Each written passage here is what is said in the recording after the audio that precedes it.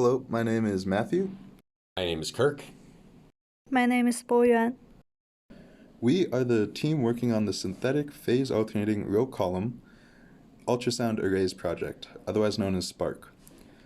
Our client and sponsor is Dr. Zemp, a part of the Dr. Zemp lab.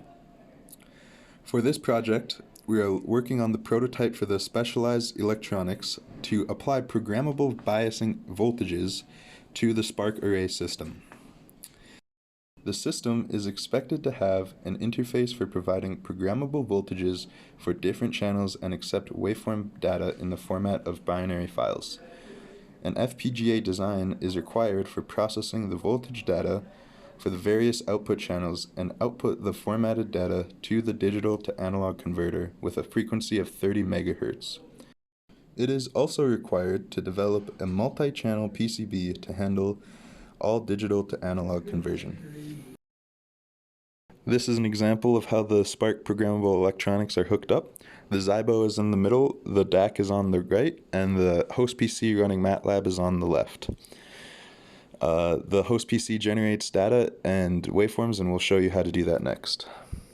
Okay, so for here, we're going to be generating a waveform of this, that's this waveform, which is a sample waveform that we've developed, which is just a sum of two cosine waves with two different frequencies. So in order to take the data from that, we need to format it into a horizontal array, which is what we're seeing here. This is just all the raw data that comes from the plot. Then from here we can format that data into a horizontal array in MATLAB. From there we can generate a waveform from that data, and the waveform gets saved into a file named binary or waveform.bin, and this is a binary file that just stores all the necessary data to replicate that waveform on the FPGA. So here we're creating another waveform for a second channel. This is just going to be a linear channel. It has the exact same amount of samples as the other waveform, which is important. Then we format that to a horizontal array, and then we store both of those waveforms into a matrix that has 2 rows and however many samples columns. So in this example, we have 200 columns for 200 samples. And then we can generate a new waveform binary using that data.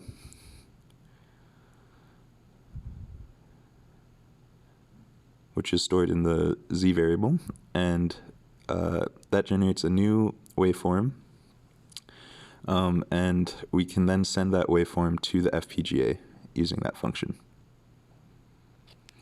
And that's about everything that is required for sending data to the FPGA.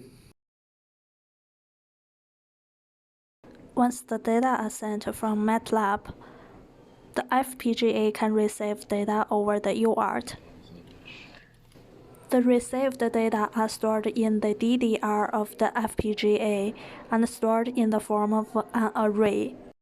Once we store the data, we format the data so that it can be outputted through the GPIO concurrently and parallelly to each individual channel.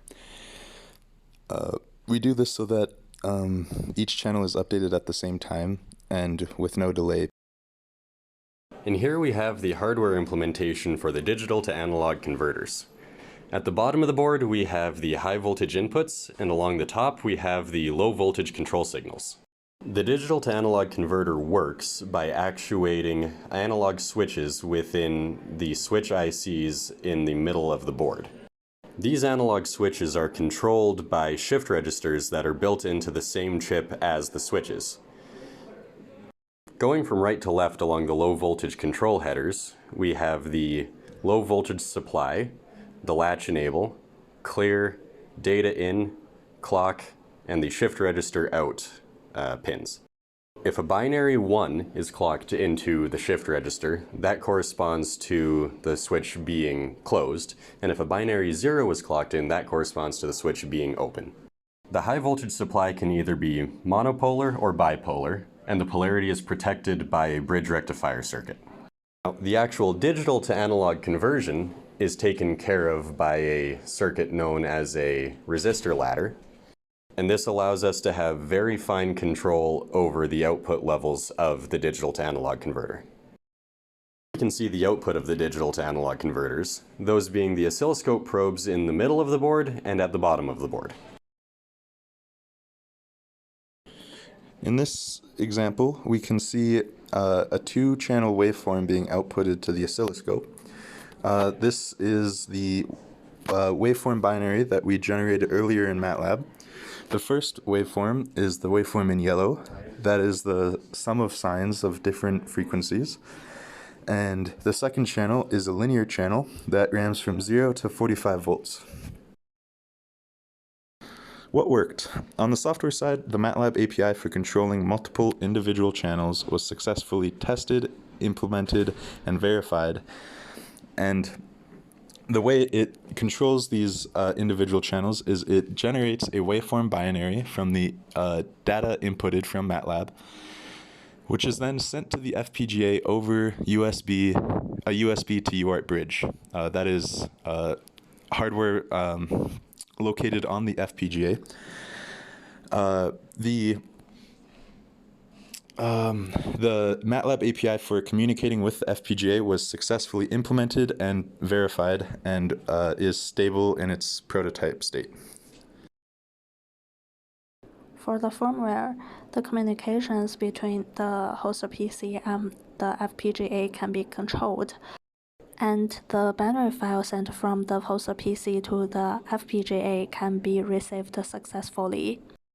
The firmware can also control the formatting of the received binary file so that the output of each channel is correct. Also, the firmware can output the formatted signals as well as the latching bit to the DAC. In terms of the hardware design, everything worked really well together. We especially like the elegance of controlling the high voltage switches with a shift register. So what didn't work on our project? On the software side, there was a jump at 60% of the maximum output voltage. This jump was small but noticeable on the oscilloscope. We haven't quite figured out the exact origin of the problem. We think it has to do with the calibration of the input waveforms. Currently we use a linear voltage calibration. However, the physical DAC does not conform to linearity as much as the software models do, and that isn't calibrated or accounted for in the software, which is something that could be improved on. For the firmware, what didn't work was the output frequency. We were expected to have the output frequency to be 30 MHz, but what we have now does not have frequency as high as 30 MHz. In terms of the hardware design, there's a couple things we would do differently. Firstly, the jumpers to change between modes are rather clunky. Using an electronic switch would make that a much more seamless process. Another thing we would change is the location of the channel 1 output on the board. Right now it's a little close to the mode change jumpers, and moving it to the other side of the switch chip would put it in a better spot. There are certainly a few things we would like to continue working on with this project in the future. As mentioned earlier, we would like to replace the jumpers with electronic switches for a cleaner board and an easier to use board. We would also like to move the channel 1 output to the left edge of the board to better mirror the channel 2 output and to get it away from the jumpers in the middle. We'd also like to replace the high voltage output connectors with something more like the high voltage input connectors instead of just using a pin header. On the software side, being able to receive input data waveforms from a CSV file is highly desirable. Another thing we could do on the API side is being able to generate general input waveforms that are automatically clamped to the max and min operating voltages of the hardware DAC.